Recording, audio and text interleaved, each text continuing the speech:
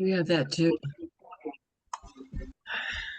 Okay, welcome everybody to Pathwork Connect. I just want to, take a minute and send our, love to Brian and, support. Good news, and he's doing better and on his way home. So um, just take a minute and just put him in your heart and send some light his way.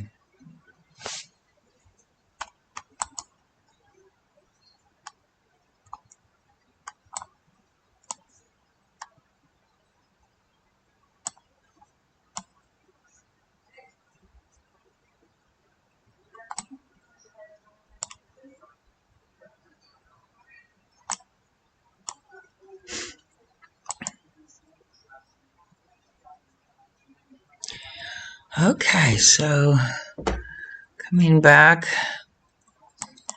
let's go ahead and open with a little bit of a meditation. So just get yourself comfortable and close your eyes. I invite you to just follow your breath into the body and down into the heart. And just see if you can remain with your heart in this moment. Your heart is your inmost dwelling place, and it contains many varied states and feelings. So just what is here now? Really take your time to feel it. Welcome, Stephen. We're just doing a little meditation, so I invite you to close your eyes and tune into your body and your breath.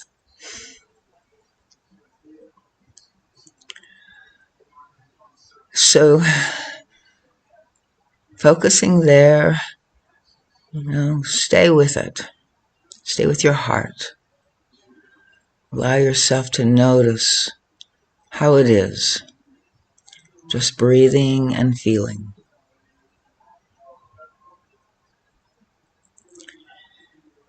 And letting yourself listen to this feeling. Sort of tuning in with your ears as well. See if you can feel in it a sound.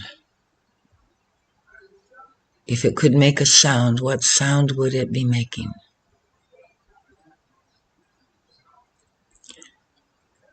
And as you listen to this feeling, go ahead and see if you can find that sound and make that sound. Allow yourself to bring that sound out into the world, whatever that sound is.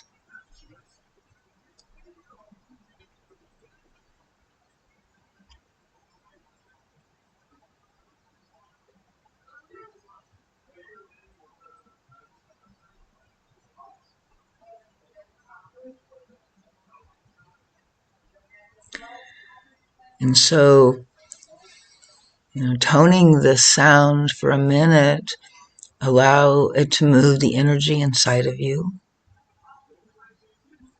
and expressing this feeling, not in words or language. Feeling this feeling, turning towards this feeling. Now that it's here even more fully, see if you can be curious. If there is discomfort, open your heart compassionately. And see if you cannot jump to any conclusions about what this is. Just stay open and curious and compassionate. Still in touch with your heart.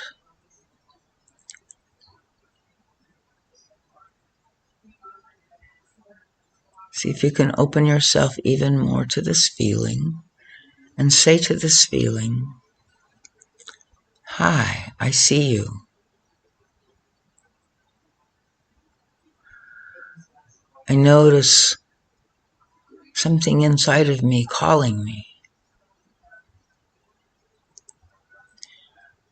Something within me that I usually ignore or try to rise above wants my attention. And I'm here now in a different way.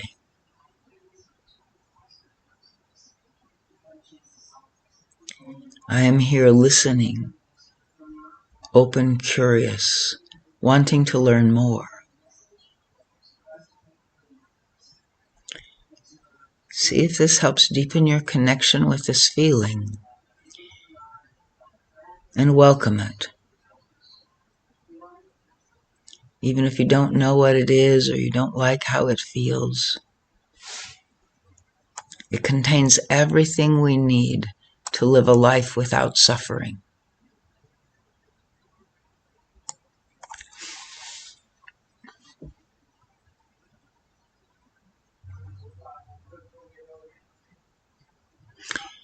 So if there is discomfort, see if you can open your heart to the discomfort.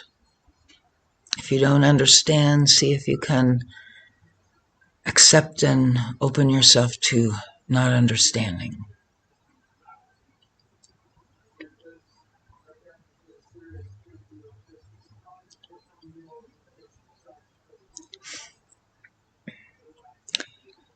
So slowly connect in a new way with this space within you. You know, we end suffering by feeling our pain of grief, our pain of discomfort, our pain of aloneness, our pain of conflict, our pain of war, our pain of not knowing what to do, the state of fear or frustration. All these pains are familiar to us, but we only glance at the surface of them.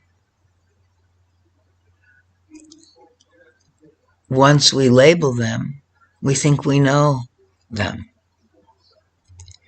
But these pains are much more nuanced, and they have a whole story to tell. First, they need to trust that we really are open to them and are really listening.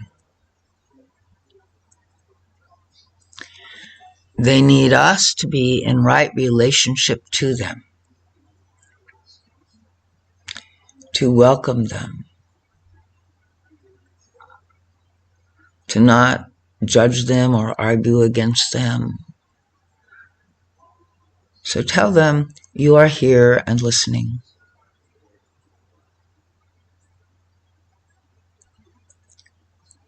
And you will return again shortly.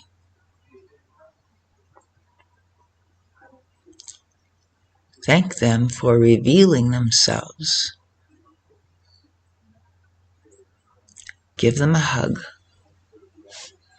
and slowly bring yourself back into the room.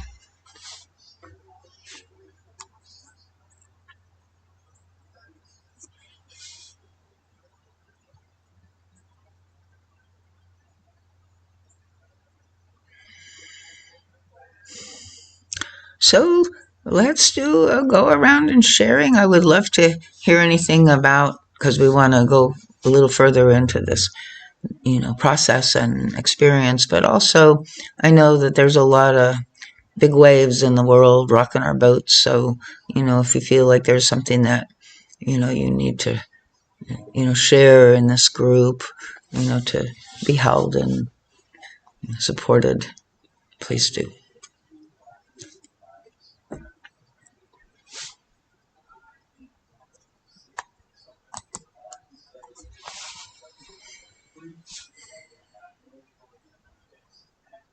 I think that What came up for me during that meditation was something that I've been wrestling with for a while is it's like a self-observation of not being as sharp as I felt I used to be, you know, and doing battle with my ego in terms of that, uh, and kind of beating myself up about it, instead of embracing what it is, you know, possibly just the effects of getting a little older and just Yeah. not being, 100% anymore. Yeah. And so there's grief there. Yeah, there is. And Yeah.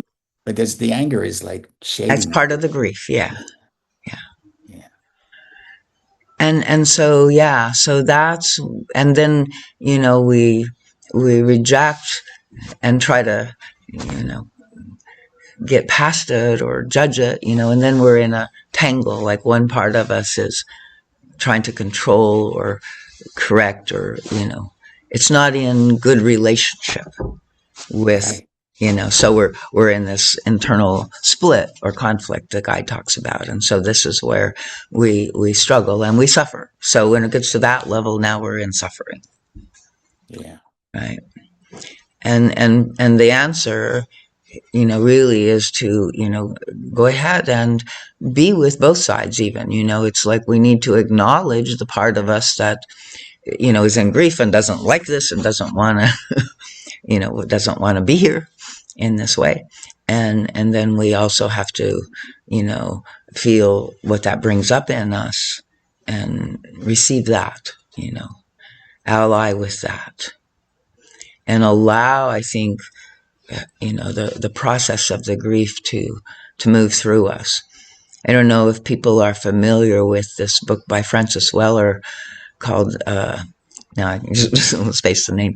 Hold on a second. The Wild something of Sorrow. The Wild Edge of Sorrow. I always forget that.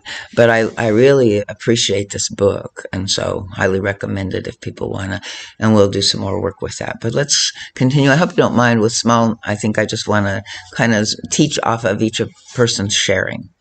Hmm. Um, so let's continue. And if you have anything, more on that, Frank, just sit with that and we'll come back around maybe and do it Sure. spiraling. Okay.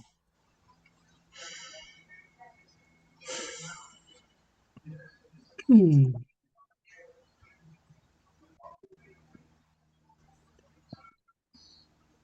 Well, I can share.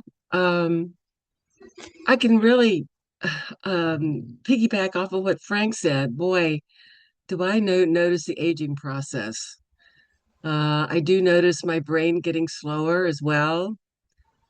That's I mean, I feel like it's understandable and it's well, there's sorrow. I guess, there's grief with that. I'm not as sharp as I used to be, and my body is, it feels like there's more things going on.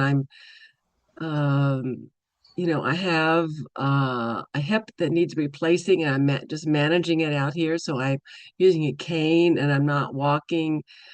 I can't walk the way I used to. All that together, and then I'm going through a variety of tests because there's some symptoms showing up, and it just feels like, yeah, you know, I feel the age, Yeah. and it's scary. Especially, I'm really, as you but hearing me, my life is all about being actively involved with my 5-year-old and 2-year-old grandsons. So, whew, it's hard. And that, I think is, a lot, and also coming into all of this time when our supports are, seemingly kind of falling apart in our culture and stuff. But I think, yeah, that definitely with our group here probably resonates a lot, this whole thing. So that might be a focus that we can do. I was curious, um, when you were doing the meditation, was that what was there for you then, or did this get, recall? Oh, it wasn't there then. It was inspired by what Frank said. Yeah. So just to mention that, I wasn't planning to, but boy, it really resonated.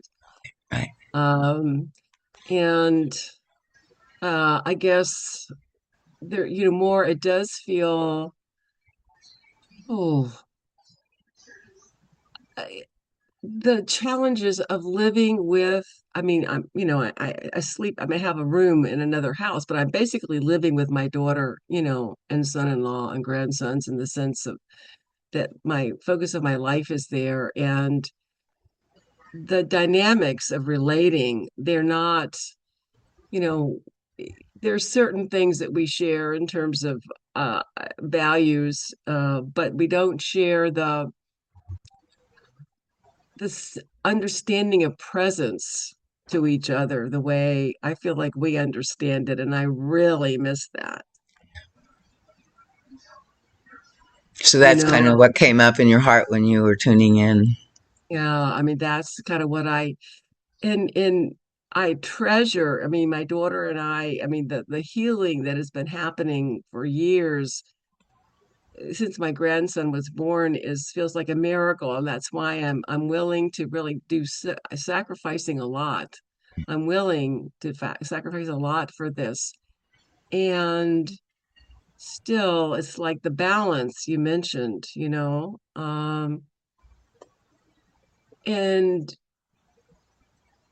the when to, I'm very conscious of when I need to set a boundary and how to set a boundary, and um not moving forward, how much I can, the level of care I can sustain and so forth. So it's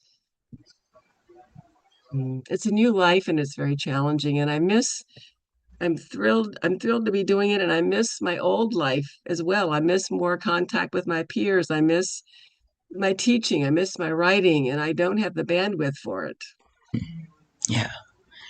Yeah. Huge shift, right? And I think again, we need to kind of acknowledge that deeply, right? Mm, To befriend ourselves in that, because we often just, kind of are in that, okay, now I got to do one more thing, and we just kind of are in that do mode, and we're disconnected from something deeper, and from our spiritual source as well. I think a lot of times, we pull up out of that kind of in the way that we've been conditioned to function in this world, right? That does, we're mm, getting better, but its presence is something that was really removed from our experience in a lot of ways. We were very focused in the future and in the getting done and the next step. And I find myself also, like I always feel like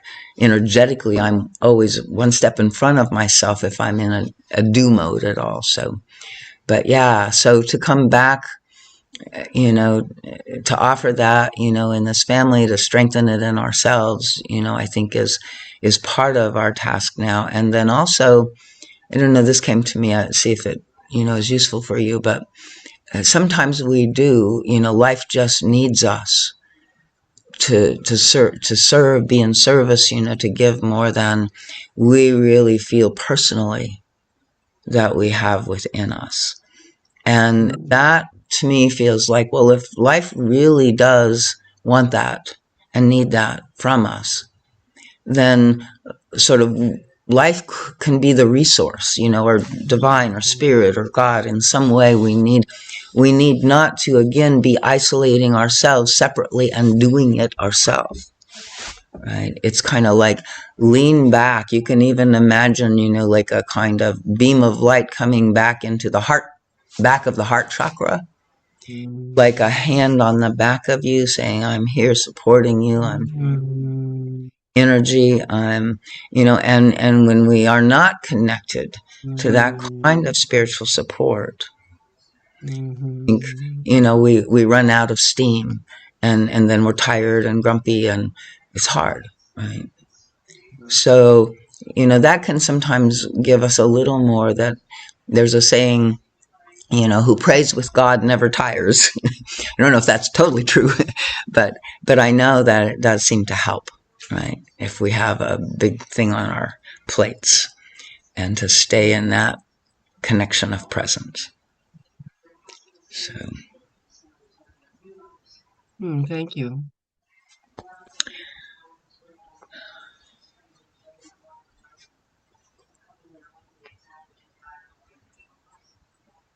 Hello, my name's Steven. I guess I'll share. Right now, I'm in Florida on the West Coast. I have a home in New York City. I go back and forth. And my time here in Florida is sort of coming to an end, at least this trip. Um, I'm not exactly a snowbird. I go back and forth according to the weather and how I feel. Um, And going back to New York, I have different feelings about that. I was born in New York. My parents were born in New York. I certainly know the city, but it's big city. Lots of nice things, and very different than where I am right now. I'm on a lake and golf course and flowers and stuff. And I'm wondering, there are mixed emotions going back to New York. I could always come back down. It's only a 2.5 hour flight. Um, but still, it's summer here. Turning into summer. It's hot. So mixed emotions. It's the best I can say. Some sadness and maybe some fear. It's what, you know, I'll find in my mailbox after not looking at it for a couple of months. Um, I have to do the basic things that we all have to do, the dentist, the this, the kind of boring, but I suppose absolutely necessary. Whereas my life down here, I don't have any of those things. It's all up in New York. And so it's really going back to, so I guess I feel like I had a nice vacation down here, and the vacation is ending. Which is not totally correct because it's only ending because I chose to go back. Um, and there are people down here I care about, and there's sadness about that.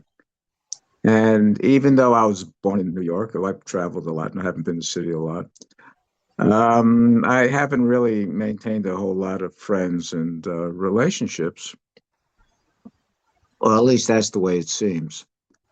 Um, Yet, if I think about it, I really do have relationships up there. And so I'm not quite sure.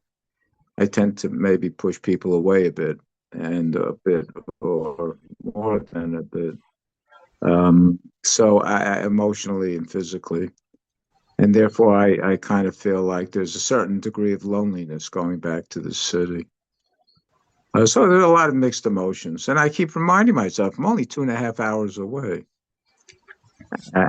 And that doesn't seem to appease the unrest within me. yeah. Yeah, we can't talk ourselves out of our feelings, and we can't rationalize them away, and we can't, there is a way that the whole invitation in the pathwork, and this is our familiar way of dealing with them, is to, share and talk about them. And that's not a bad thing, right? But it doesn't seem to move much. It doesn't seem to, really, uh, it kind of just allows us to live comfortably within the story that we're familiar with, in a way. Yeah, that's true. Right. Yeah. Well, that's a very good point. I'm trying to talk myself out of the feeling because it seems irrational, and the feeling seems to wish to persist. Right. It, And so the mind says that's irrational. You should, but feelings they're non-rational, right? And they also, um, the guide says, like love is like not a commandment. It's a soul movement. I think feelings are as well, from different places.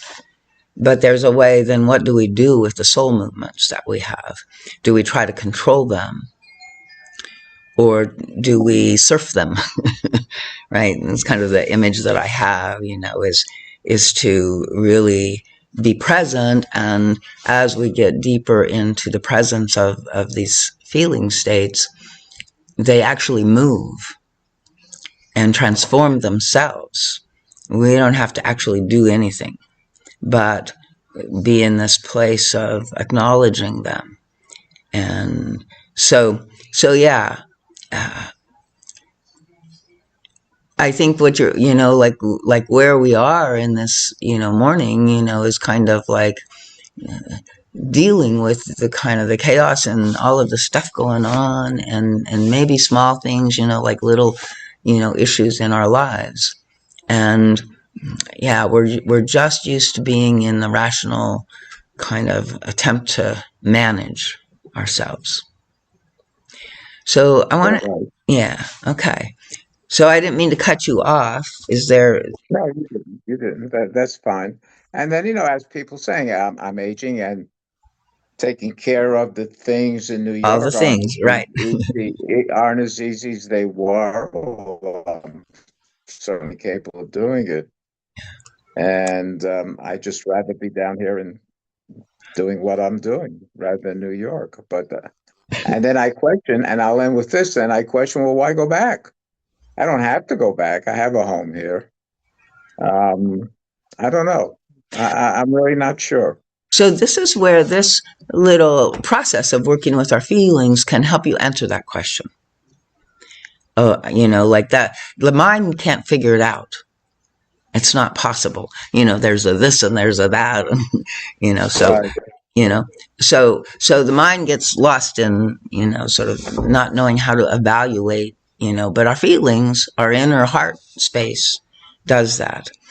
And there's this whole, there's actually a more and more understanding that the heart is like a mind, has neural cells, has creates hormones, is like a brain, is interfacing with the world in ways that we don't fully understand through its electromagnetic field. It's the largest electromagnetic field in the body. And so there's an understanding that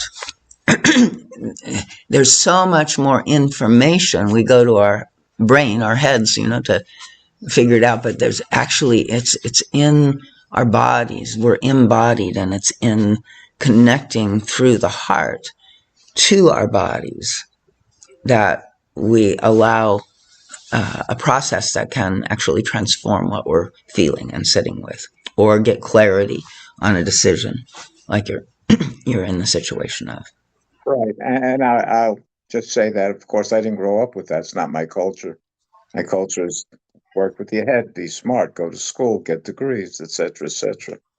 All of us, really. But yes, some people even more than others. But yeah, our whole, I mean, I sometimes am around more South American people and stuff like that, and I see the difference. And indigenous, it's like there's a whole different sensibility of, feeling and knowing that is there that we don't have because of our culture and the training that we've received. So in a way, we're sort of having to deprogram and open to something that is more natural and native to us. I mean, it's already within inside of us, but it's part of the way that we've been trained to not access it. And so it's kind of, and partly the guide says, we naturally don't want to feel things, because to feel things means that it's, we have to feel pain. And if we can manage it up here in our mind, that seems better. But what happens is, without, like avoiding that, the difficulty of the pain, we also avoid the difficulty of the pleasure. If that's a difficulty, we avoid the blessing of the pleasure. So there's a way that we're learning to recenter ourselves And Right, and I'll just agree. I lived in Latin America and I speak Spanish, and I lived amongst the indigenous people, and it was marvelous. And I have total respect for them, and makes me feel somewhat insecure looking at them, and they don't have the degrees, but they have the sensibility that I'm trying to attain. exactly. Yeah.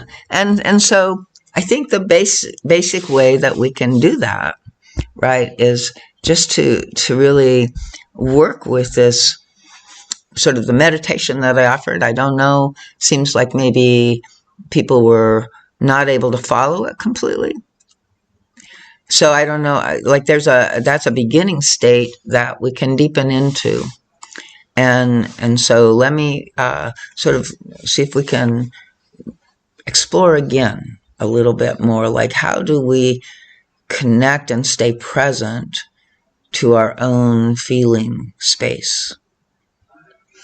And, like thoughts, we'll feel and then a thought will come in about it, right? So this is part of the way that we get distracted from the feeling. So in some sense, it's like a meditation. And the focusing place is on the feeling or on the space in the body where that feeling seems to live.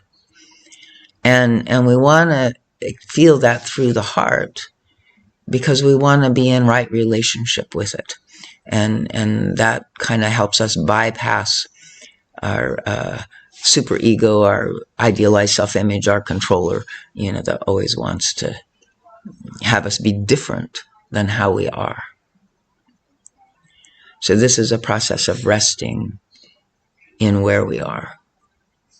So let's go back in for a second and just see if you can find your way with your breath into your body.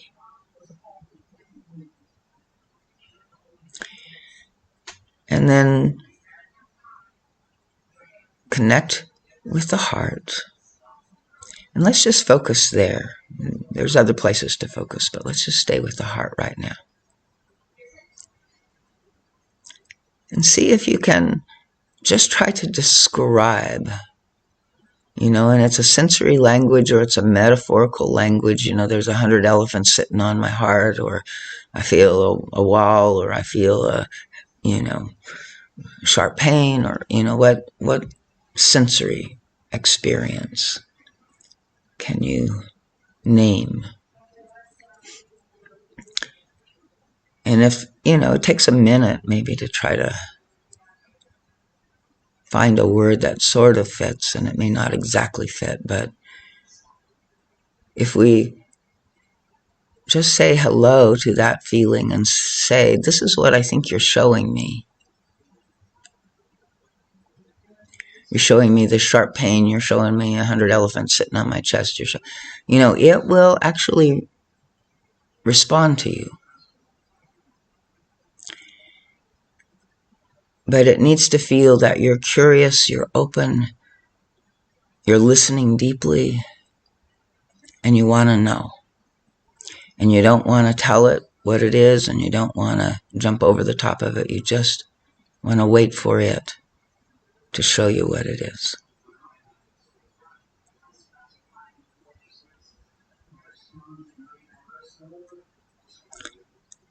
So just stay with this for a minute and keep trying to describe, trying to find the words that simply describe this feeling, this state, this inner atmosphere, this space of your heart.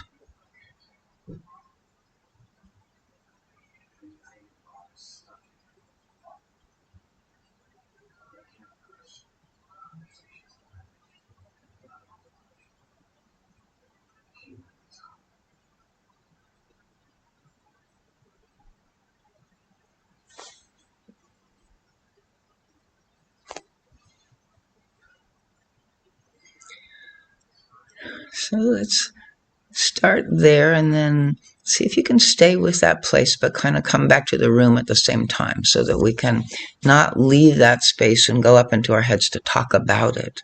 but to see if we can talk from that space. And see if you can just share with me what you're noticing, what it's, if you've described it in a way that you felt the body, that space affirm it, just say whatever has happened so far.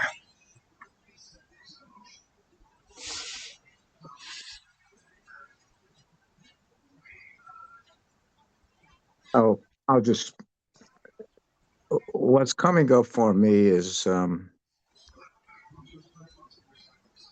going back to New York. I have to be an adult now and be a big man, big boy, take care of things. And I'm not sure I'm able to. And the other part of me says, of course you're able to.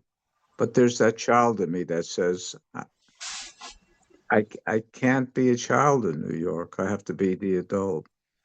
Can I do that? And it's scaring me. Uh-huh. So beautiful. So can you acknowledge just, what we're doing is we're not trying to fix it. We're just acknowledging and integrating all of our different parts. And that was beautiful because now you know something deeper than you knew before Yes. about the situation, right? Why there is this confusing resistance or conflict, right? So the child is thing doesn't want to go back and be a grown up. And so yeah, first of all we just welcome and acknowledge that part. We don't criticize it, judge it, or tell it to grow up and or and we don't collude with it either, right? We just, I see you, and try to let it feel that sense of acknowledgement. So tune in and see if you can get that connection and reflection by that part, that it feels acknowledged by you. Okay. So I'm going to leave you there for a minute, and we're going to kind of round robin it a little bit, and there's steps that we can continue going, but let me connect with Pat and Frank, or Chris and Frank. Sorry, Pat. Chris. Remind me of Pat.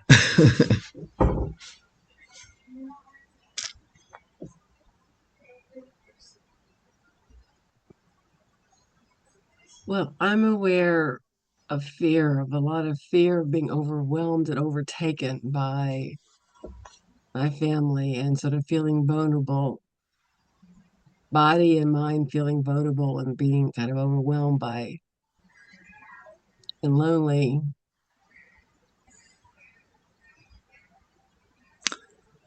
So good, yeah.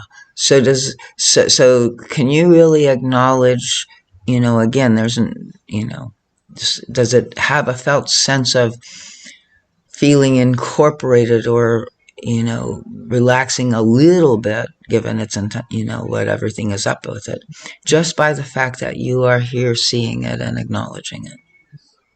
No, it does. It feels good. I feel, I feel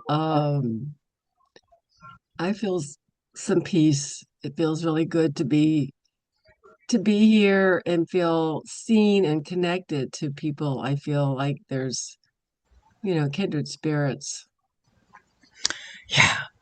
And part of what we're doing is our disconnection with each other is also because of the inner splits and disconnections inside of ourselves, right?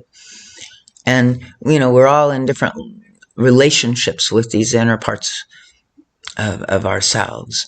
And so there's this, I'm sensing for you that, as you're tuning into all this fear and all this anxiety and, overwhelm, I mean, it is, clearly a big step. Like, just at first, I mean, there might be more steps to take, but at first, just to really deeply acknowledge this vulnerability, this, mountain in front of you, or however it feels, right? And let all of the parts of you know that you are there with them, or and they're all interconnected inside. Yeah. It does feel good to acknowledge. Yeah. The mountain in front of me, that's a really good word. What it feels like. Yeah. Good. And that's also what we're trying to do, for these parts to feel really connected and integrated with us. They need a little more consciousness. And so we're trying to name them without going into the big story, right?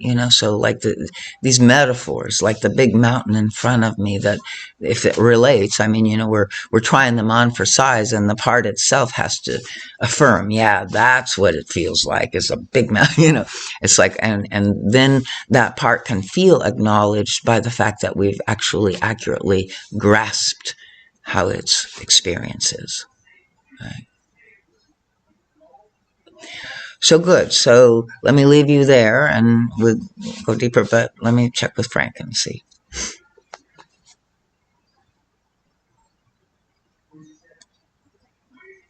You're muted. There you go. Okay.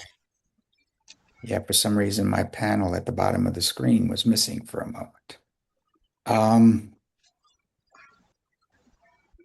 yeah, well, something has been coming up for me quite a bit lately when I go to sessions with my therapist, is that I feel like there's a level of vigilance about life in general that I have to keep up with. And you mentioned earlier when you were talking to Chris something about being tired and grumpy, and it's like I'm getting tired and grumpy about that expectation of vigilance, and I think it's something that I'm putting on myself more than anything. It goes along, I think, with this perfectionism that I hold on to. Um, and it's So just let's like, see if we could. I think I'm with you. Let's try to just acknowledge, because it's like that's where we get, like the mind sees it, and then it, kind of gets into trying to, figure it out or fix it. So let's just stay. analyze it. Yeah, yeah. Yeah, yeah. So just stay with, like what you had. That was really good. Like a new awareness of this tiredness, of this vigilance. Yeah, and I don't want to be tired and grumpy. Yeah. I don't want to be tired. I Right. just simply don't want to be that. I want to be, Right. in um I want to be in wisdom and Right. love and But that's exactly. So let's acknowledge this part first. But do you see, if we're not acknowledging, that part, and then also, like it's the part that says, I don't want to be where I am, right? right. I want to be different than I am. And so that's part of the ISI. And like you said, it's like it has resistance to what is. And then there's a way that we want to just also acknowledge what is, right? That there is this vigilance, this hypervigilance, and we want to be really curious about it. Where did it come from? What does it need?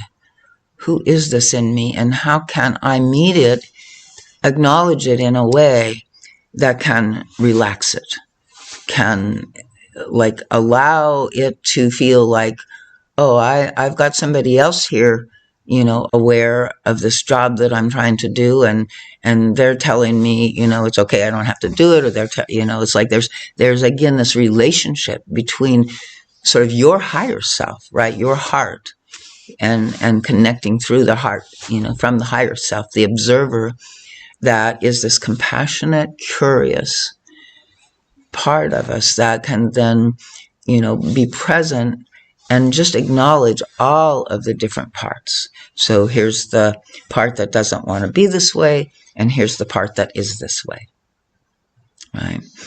And so see which one feels like first, and let's go ahead and try to work with both of them a little bit. So do you feel like you can acknowledge the part that doesn't want to be this way, and just say, I get you, I see you, I relate, Oh yeah, I can acknowledge that. Yes.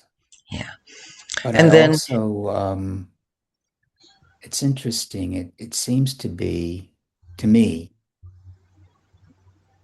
that some days it's just easier to be that way, to be vigilant, and maintain.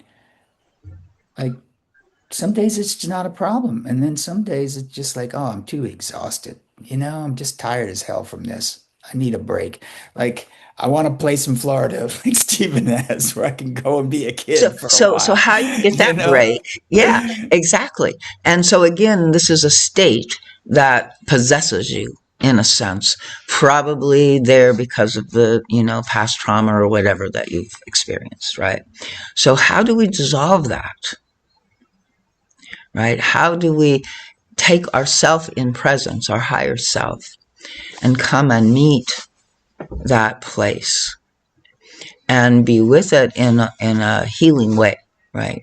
That can, bring us more clarity and also, support that part of us in realizing, like you said, it's in an image, right? It's a defense, and it needs support to be able to Well, let that go. well, if I wake up in the morning and I'm feeling tired and grumpy because I don't sleep well most nights, um, I guess it would be a smart thing for me to do is to say, Frank, give yourself a break today. You know, don't try to don't Yeah, try to solve all the problems of the world or your yeah, world even, yeah. you know? But even more than that, the first step is to get in relationship to what you're feeling. Don't jump over that part, which is what we tend to do. It's like our mind, like launches from there. And so first step is I wake up feeling tired and grumpy. Go in and feel that tired and grumpiness. Find it in your body. Stay with it for a minute. Focus there and say, hi, I see you. You tired and grumpy guy.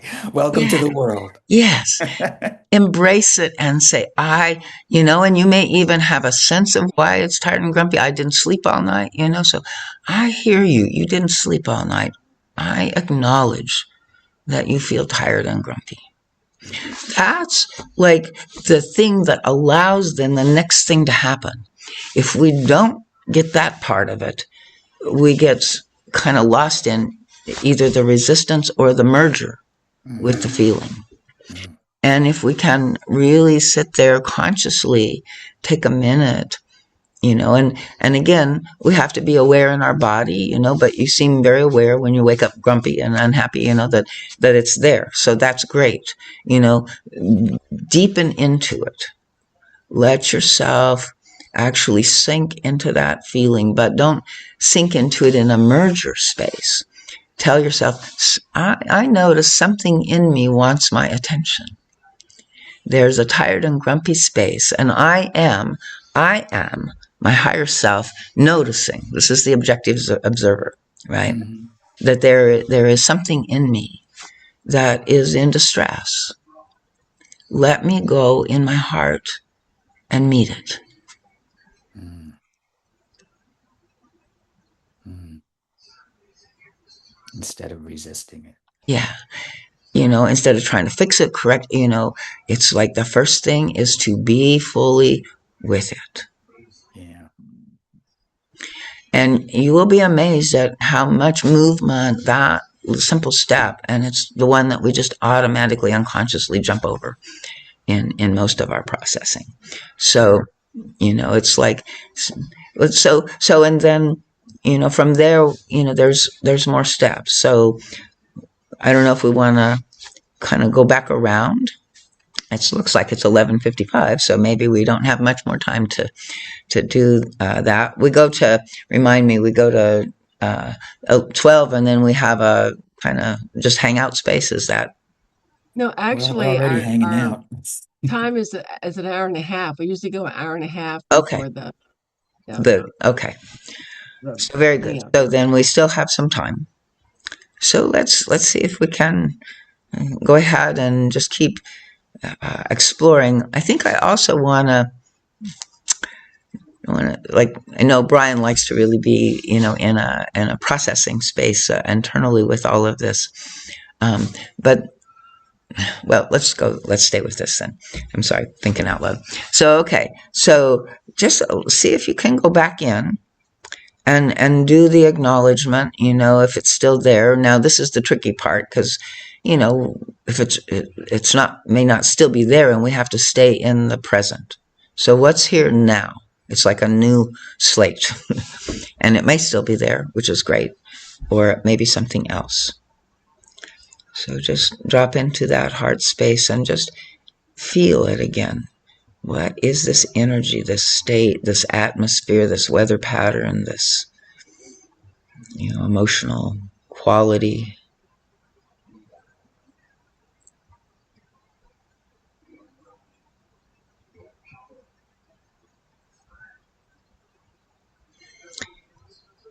And again, just say hi to it.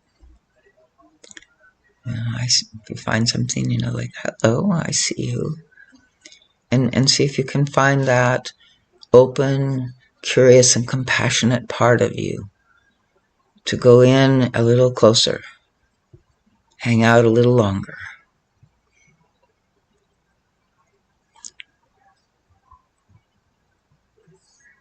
Giving space for this part to truly reveal its space, its feeling, its state. What's here now?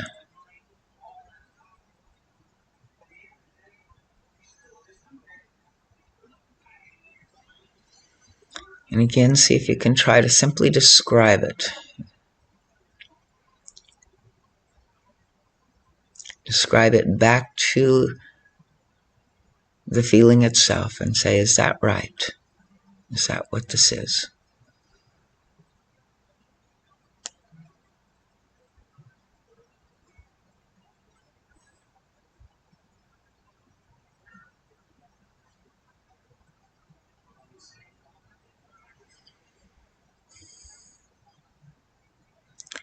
And again, the first step is just to acknowledge what's here. And if there's more than one voice coming in, so that you have two voices or more speaking, take a minute and acknowledge first one and then go to the next.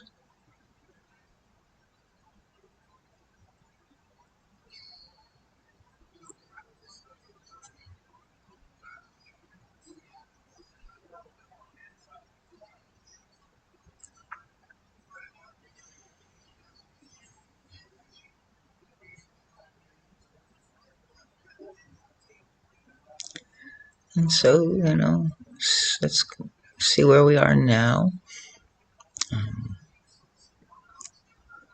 There's confusion for me.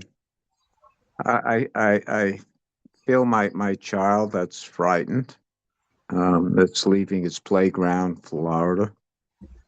And I also feel, in a way, my adult self that maybe doesn't really feel capable of taking care of the child and all the things I'm supposed to do in New York. And then there's probably a third voice that says, that's ridiculous, which I'd like to forget about the third voice. And I'm trying to remind myself of all the things I did. That's actually quite courageous in life, but that doesn't seem to work.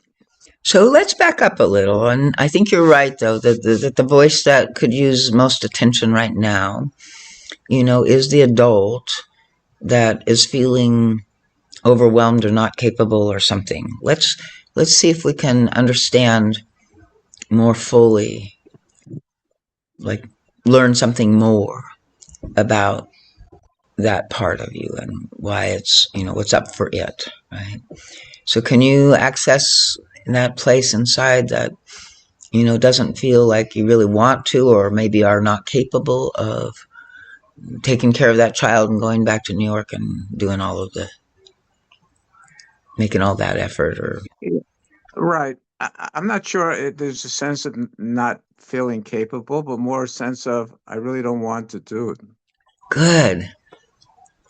Good. So really, really go down into that. Feel it in your body. Where is that no? The guide says our no's are, like really beautiful, precious things, but, you know, because it's our free will.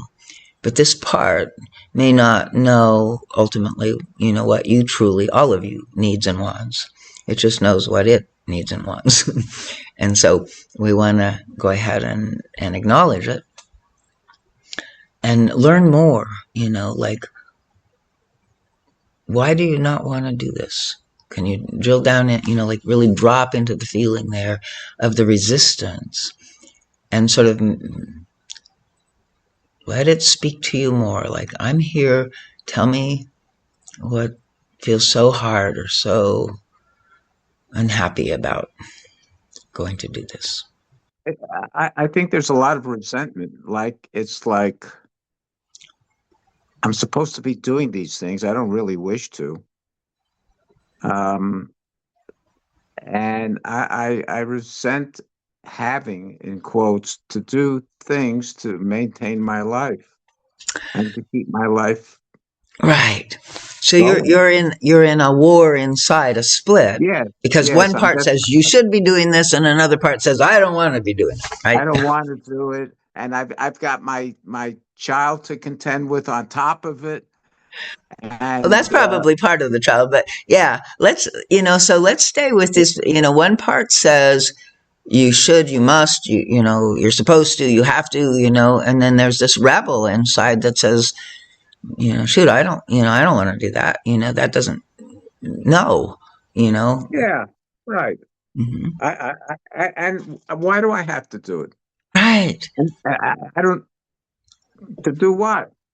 I, So, right. And it's at war with this other part of you, right? So, maybe the answer is not even, you're in a split. And so the answer is not even in that box, right? So what we have to do is we have to first, acknowledge both parts, but kind of get them out of their tangle, right? Like they're fighting each other. And so that's where we need the higher self and the self in presence to come in. And first, just acknowledge that both parts, you know, are there and have their, perspective. But then it's kind of like if the child, if the rebellion could get free of this demand and make a free choice to do or not to do from this higher self place. Does that make sense? Do you see possible, like, it's like when we have this part of us that's um, saying we should, it's like that's our inner parent. The child is going to be in rebellion, and so rather than being in that dynamic at all, we need to say, what is the truth and what do I really want? From a higher. right. And what you just said kind of resonated as what came to mind, a flicker, a thought, a vision of my mother saying, "You have to do this because of ABC," and I'm saying, "I don't want to do it," but feeling like she's the court of the last resort. I have no choice, absolutely no choice in the matter. Yes. And you're telling me come from the higher self, and I'm saying, really, like, where's that? I don't hear the higher self. Uh-huh. Yeah, we have to, this is part of, I love this process because it actually helps us awaken and cultivate our higher self too. But, this is good. And where you are now, is like really recognizing that this voice, what the child place, feels is that there's no recourse. There's no recourse. I have no say in the matter. Yes. So what does your higher self say about that? Is that the truth? there's a sense that is not the truth, but I don't know how exactly how to get to the experience that it's not the truth. Right. Good. So, that, but that's a step that there's some intuition that maybe, that isn't the truth. And so like if you were to go in and I think, like the child might be afraid of what would happen, if it didn't do that. It did not do all the Yeah. things It it did didn't that. obey, you know, if it successfully Well, rebelled. that's a good question because the child not conceived and not obeying. It's almost like you have to. It's mandated. It's like mommy said, this is what you're going to do. Right. And so that's the place where we just really need to acknowledge that that's how it feels and that's what mommy said and that's how this place understands things because it's in this perspective of things. But it needs guidance to find another deeper truth, right? Ultimately, that's not a life-giving truth and that's not, that's what your mother programmed into you, but Yes. it's not reality. We have free will. And, the child actually doesn't need to not do these things. It just needs to not be pushed and forced to do these things. It will choose to do them on its own if you can, let that mother voice inside of you now sort of relax a little. But that's also going to require, your self in presence to kind of work with that voice too and say, what would let's trust it, let's give it a little space, let's see what it will do on its own or something like that, right? It's like the child can't see the benefit through the rebellion, Yeah. so to speak, you know? The benefit of doing those things, The yeah. benefit of doing those things. It's the rebellion is in the way. It's like, Well, and because it's forced and we can't, like the guide says that the greatest gift that we have is free will. yeah. So what is this voice inside of us that we've internalized that robs us of our free will? That's the Luciferic consciousness. Hmm.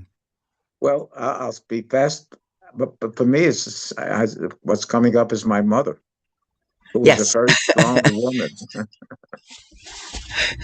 Yes, and it was, that we're all, we all have this part of our consciousness that feels like we have to control ourselves, and it gets passed down through the generations.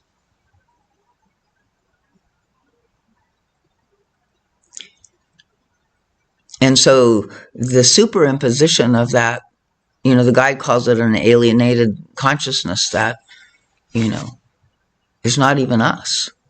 Like you said, it's your mother. Right? Our job is to free ourselves, to become our own inner authority. So your inner authority right now is identified with the mother's authority. Do you think it might be useful to question it, right? To ask, is that really the truth?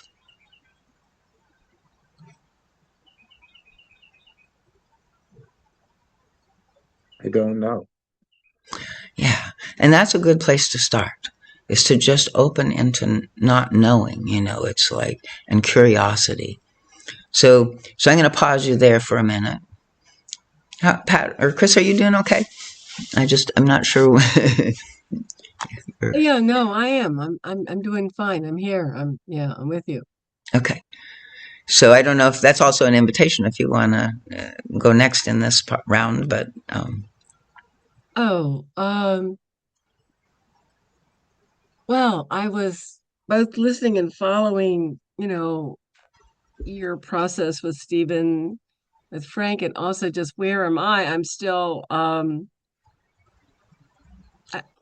I'm with the loneliness and fear and overwhelm that I described. There's that part. And I'm also with another part that is observing my grandsons being forced, which is painful. So there's that part going on. So as you were talking to Stephen, I was really, and that's a big part of my role and experience here is as I've repeatedly said, to giving intention to being a Buddha presence in this family. There's so much dysfunction, and my heart breaks sometimes. And I'm I'm I'm lovingly connected with my son-in-law, who is the primary forcer, who himself has a huge trauma story. And so the other part is being the loving presence to him. And how can I delicately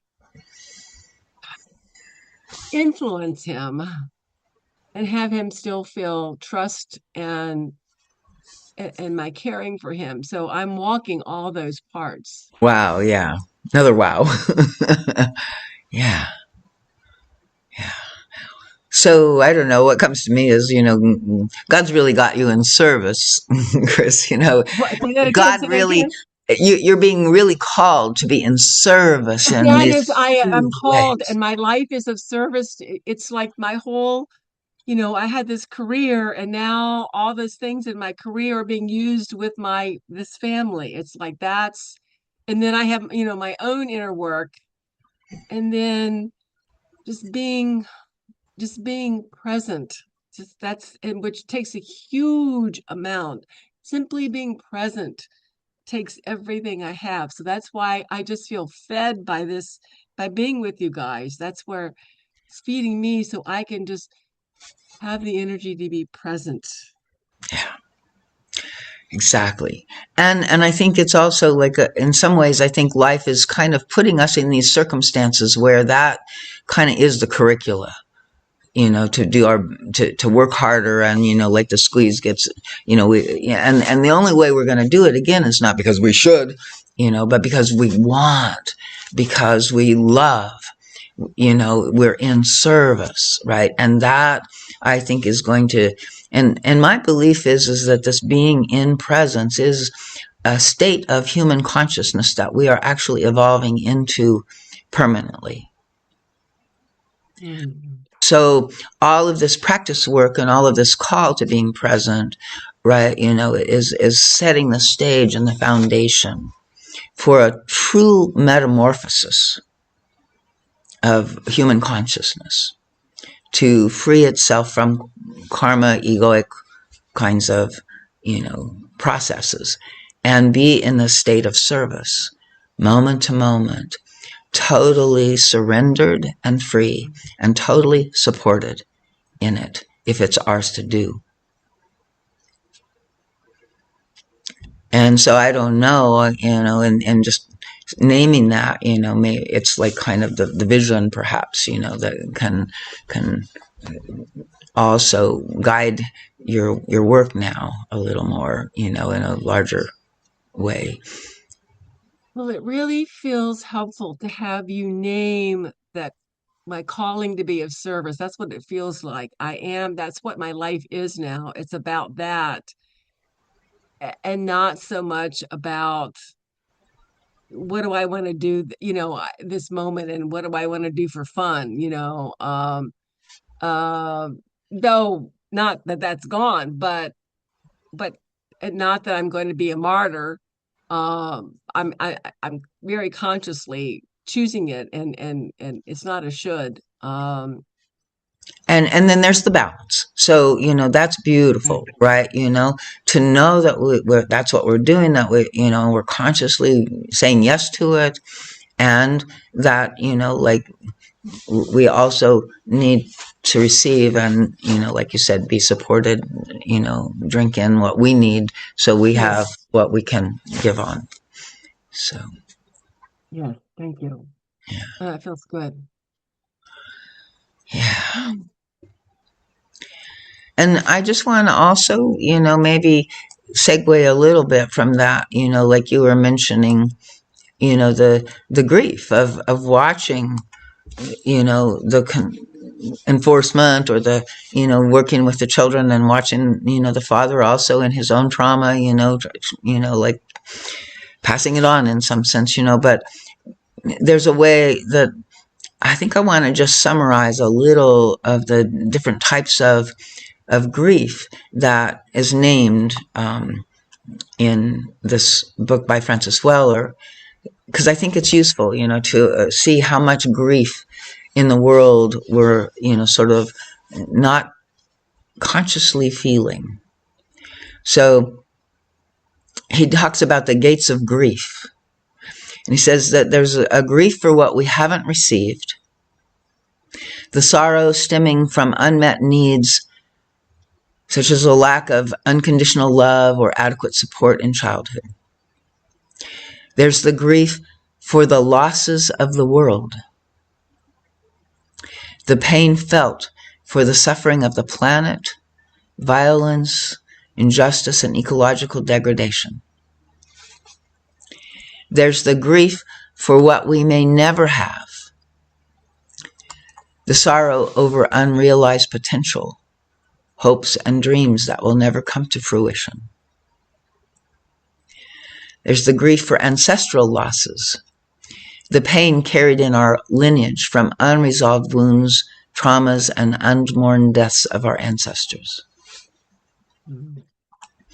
There's the grief for the losses we have witnessed or experienced, the direct and personal losses, such as death of loved ones, the ending of relationships, or the loss of health or a home.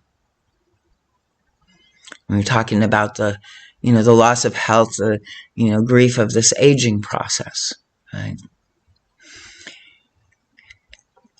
And so, what we need in this, according to this book, is we need to learn communal mourning,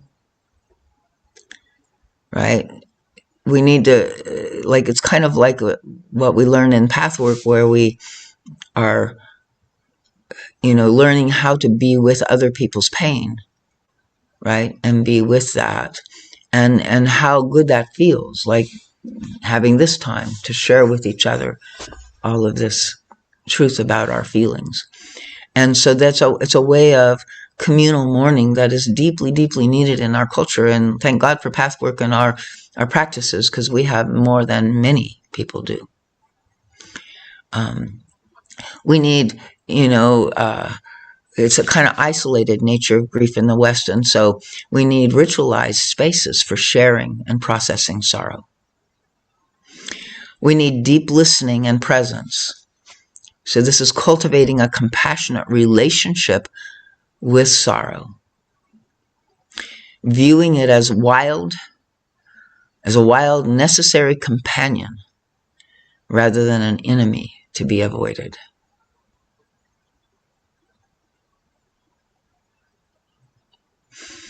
And the soul work is the integration of sorrow into one's life as a means to deepen one's soul and fully experience what it means to be alive. So the life and death of the Pathwork, to embrace both.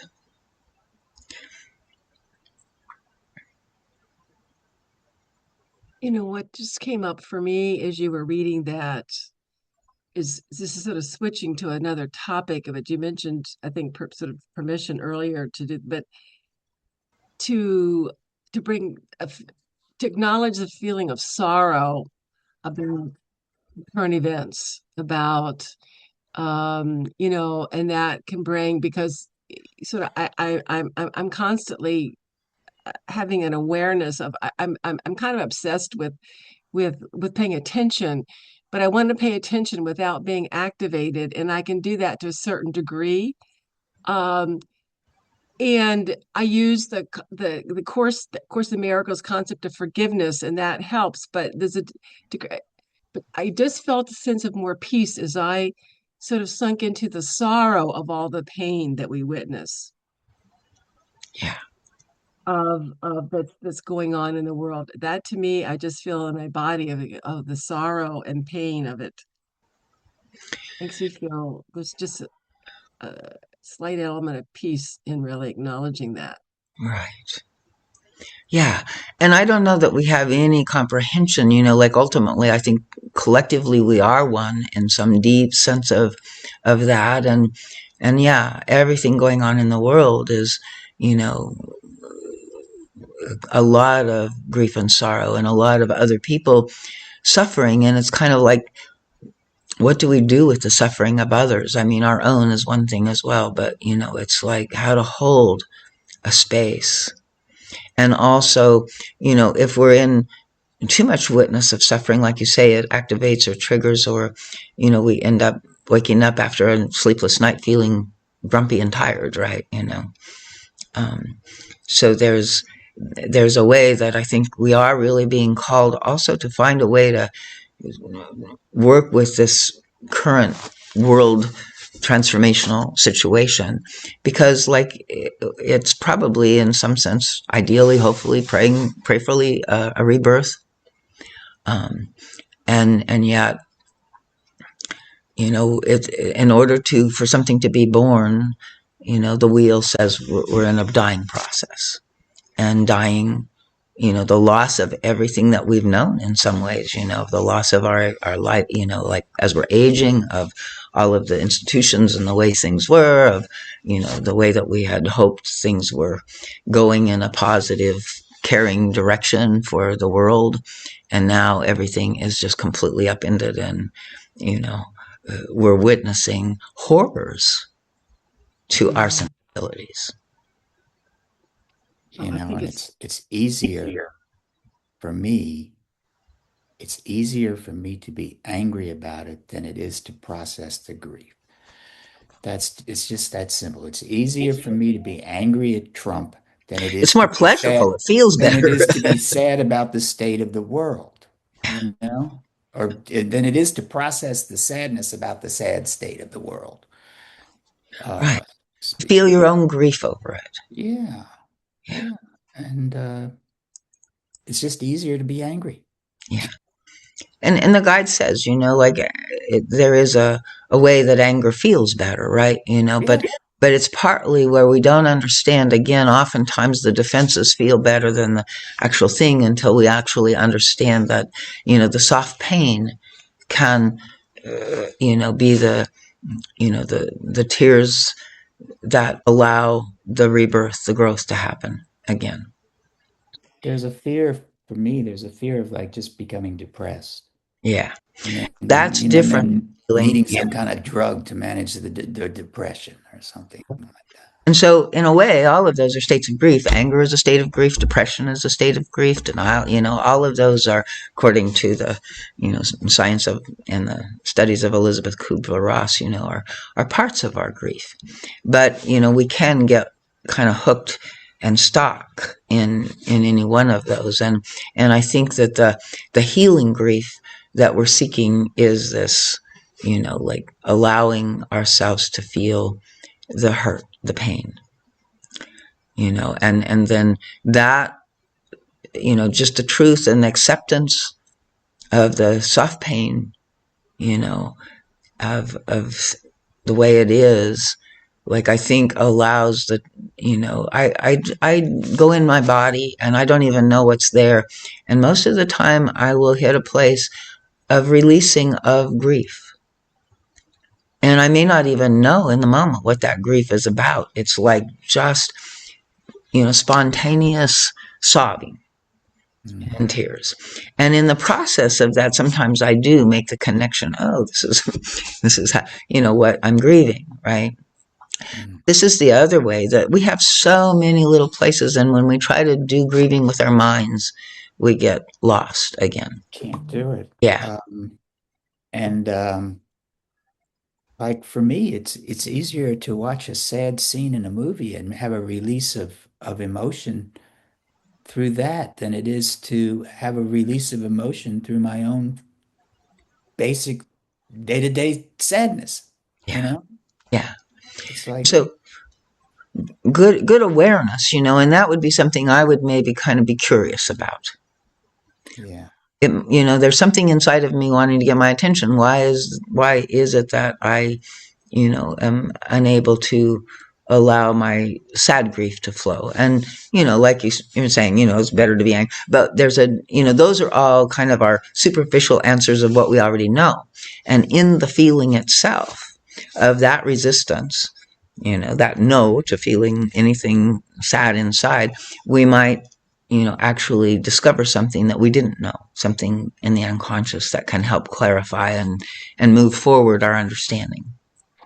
Yeah, I don't think I'm saying no to feeling anything sad inside. I'm like saying no to an annihilation of like, okay, what if I let it all overwhelm me? Then I won't be able to recover, so to speak. And I Gotcha. think that the vigilance is tied into that. The vigilance is like me protecting against some kind of catastrophe uh, um, that I won't be able to recover from. Gotcha.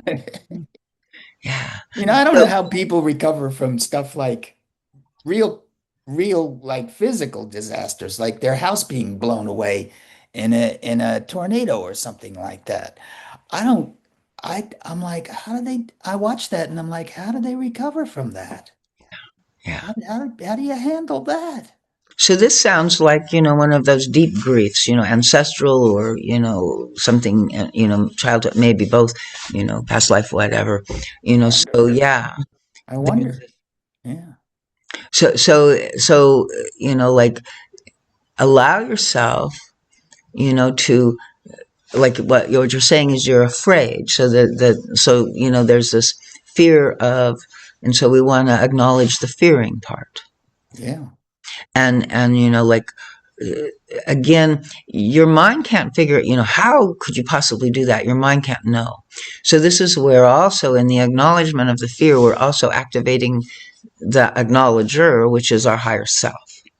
And the higher self actually, like holding the space for all of these internal conflicts and stuff is brilliant. We Yeah. just don't know how to access it very well.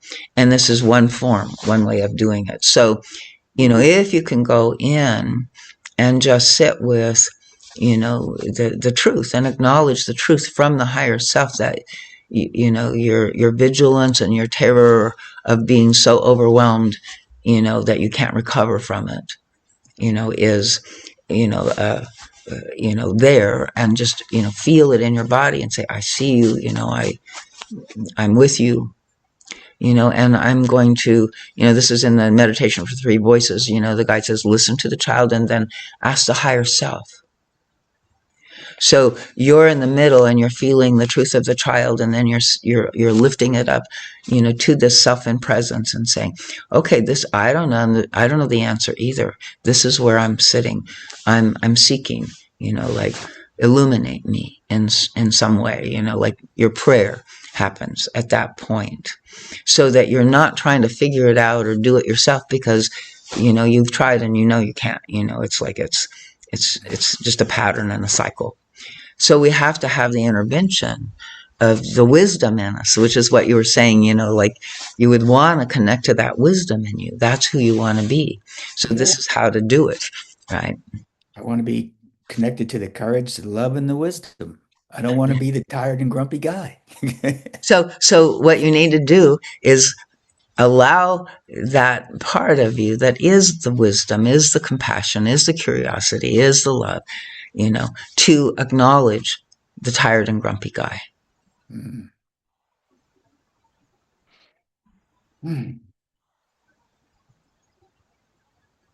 Does that make sense? Oh yeah, it makes sense. It's just So putting it feel into it. Yeah. practice is a whole nother, whole Yeah. nother ball of wax.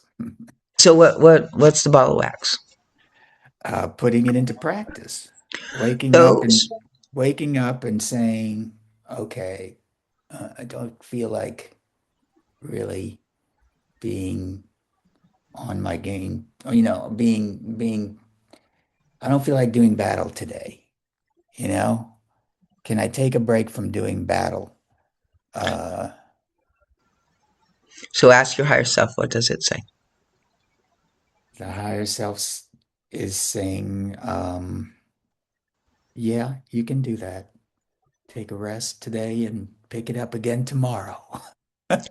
And so how does that feel? Does the part of you know how to do that, or does that release it in some way, or is it still lost or stuck there somehow? It's uh it's still lost and stuck there because it feels like there has to be created a different physical environment for that to happen. Like I need to go into my hut, so to speak, and you know, block out. Right. So again, ask the self in presence, the higher self, this is what this part of me feels like I have to do. Is that right? Is that the truth? What more wisdom can you add to this, or what can, you know, Yeah. be something new? Yeah. My escape mechanism always feels like there's somewhere out there there's a hut, you Okay. So know? let's acknowledge this need. Somewhere out Yeah. there Yeah. there's a little stone hut that says with a little sign on the top that says, Frank, come in here and forget about everything. Okay. And so Just if just for a little while. right. And so we're not saying, well, the acknowledgement of the higher self doesn't say that that's a good idea or a bad idea, if it's right or wrong, truth or false. It just says, I acknowledge that that's how you feel. Yeah. I see it completely. I completely realize, how this is, like true inside of this aspect of you, of me. And so see if, like, because it's like oftentimes in order for the part to be able to make a movement into something new, it first needs to really be met exactly where it is and, really acknowledged. And then once it feels that, sometimes it's a little more open to receiving new input or new, wisdom coming in. So see if you want to try that right now. See if you can go in and just acknowledge this. Hmm. This need for this cave, this longing to leave it all behind. I acknowledge it and be okay with it. Yeah. Because otherwise it's like, okay, Frank, why do you need that? Why do you need that Yeah, hut? but don't go there. Like, yeah, that's like a split. And so maybe we need to also talk to the voice. But first, we want to just acknowledge that that is there, whether it's right or wrong, good or bad, needed or not, it is. It's there. Yeah, It I is. acknowledge And it's so, yeah, so that's all the higher self is doing. We're not evaluating. We are just really being present to what we're aware of inside of us. without attaching judgment to it. Exactly. So try that for a second and just see what else. If it still comes up, that's fine. Whatever's there.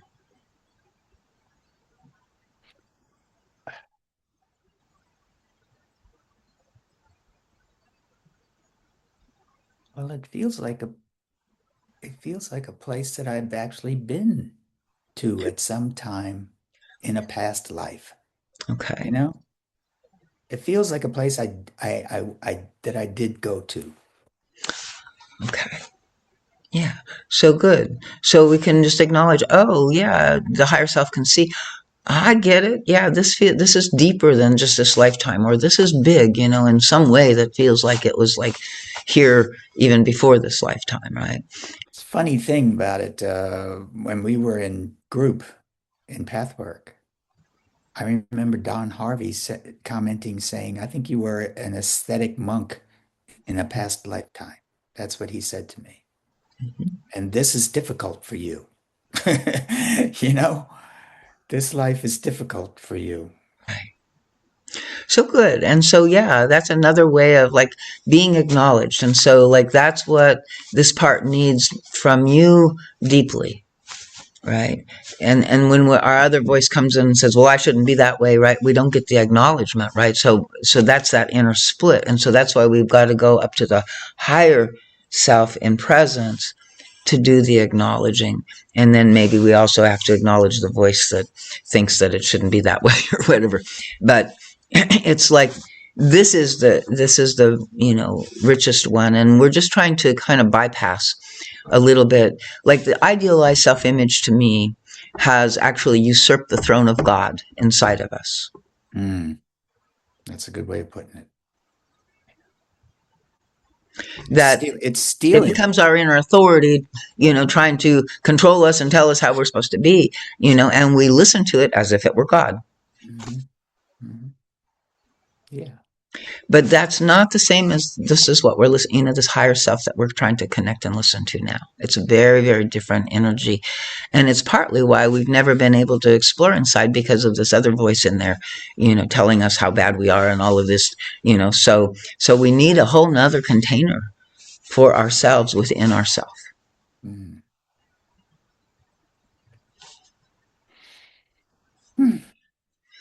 So I'm aware we're at our closing time, but this is, I hope this was useful, and I'm happy to hang out and we can talk some more if you want, but I guess we should officially, close. It was a good hang, Darlene. Say again? It was a good hang. Good. Sure. Yeah. Thank you. You're welcome. Thank you for hosting. Yeah. Very good see to, everybody. Yeah. So you're signing off. I mean, I'm open to staying on a little longer if we need. We've got, I guess, a few minutes more, but yeah, we can also close now if you're ready to close. So I just have a quick question before I go yeah. off into the atmosphere. We talk about higher self. I'm not that well versed with Pathwork. Higher self.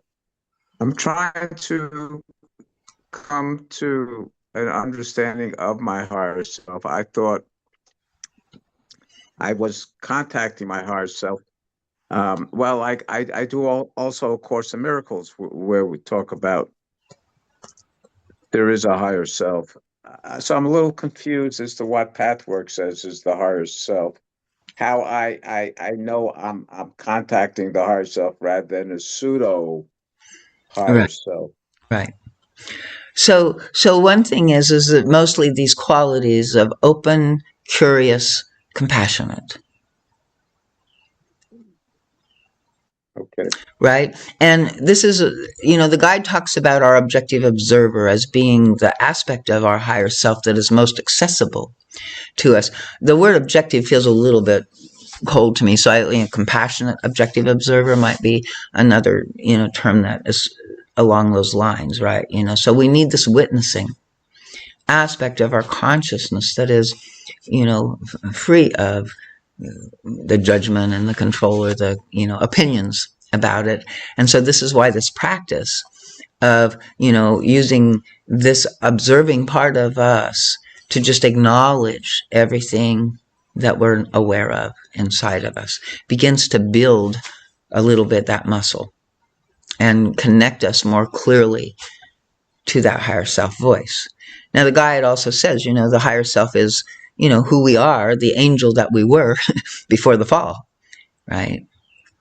And it's, I think, the parts of us that love, that care, that, are dedicated to this work, and all of those things as well. But for the purpose of actually, sort of having its presence, the first thing it can do is be that container for everything in us. And then once it's holding it and those voices inside of us are feeling, like they're free to share it, right? Because this other voice is always correcting and making them wrong, right? So when the voices relax enough in the presence of our own internal self in presence to feel safe to share, knowing that whatever they share, they're just going to be met with compassion and presence and openness and curiosity. Show me more, tell me more. I see you, and then as we try to reflect back what we are seeing, then these internal parts begin to reveal more. You experience that some as we were doing that today. All of a sudden you made some connections or some internal, depth of new things that you didn't know in the way that you had understood it in your mind before, even though they were familiar stories inside of yourself, right? So that's what we're looking for, is this awareness coming from these parts. And then when the higher self, your conscious self, also sees what's there, then it is kind of like, okay, so I see I'm in an image, I'm in this pattern, I'm in this dynamic, and I can understand deeply why, or I mean, I can feel the truth of my attachment to it in some way. And so then we offer that to the higher self, like, like, I don't know what to do. The only thing I know to do is try to control myself, and that doesn't work. I've done that all my life. And so, so we literally humble ourselves and say, I don't know. That was one of the things that you also were acknowledging, and I'm saying that's a good state. That's a good step, not knowing. And then we can open the question, seek the understanding. If the higher self has any input there, what can it offer? And I think when we can sort of step back a little and just wait and be present, oftentimes we receive interesting new pieces, also that, feel like they're coming from some wisdom greater than the parts that are all trying to work with themselves. Right. Thank you. It seems to me that the higher self has been not lacking, but it's not something I generally recognize. Yeah. And I don't know, it's not lacking. We all have it. But again, sort of the active mental egoic consciousness override. And so we're Right. always in our, ISI in defense and trying to resolve the problem by figuring it out and thinking it and fixing it. And so, yeah, that, they say, the voice of spirit speaks very softly, right? And that we have to like listen deep inside. That's the deep listening part of this. Right. The other voices are very loud. I hear them, but the higher self is quiet. Yeah. Yeah. Thank you. That's good. Yeah, well, this has been really good, Darlene. Thank you for doing this. I feel seen, and I always that is such a relief I feel when I feel really seen deeply. That means so much and helps sustain me. Good. Yes. And Thank you. just, prayers and blessings for, your big, big service. Yeah. Yeah. Thank you. Thank you. Thank you so much. Thank It's been you. wonderful. Thank you to be a part of, yeah, for all of you. Thank you. And I do need to run, but yeah. Okay, until we meet again. Next Yes. time. Oh, See you Thank next you. time. Thank you, everyone. Thanks, everybody, darling. Bye bye. Bye, everyone. Bye. bye.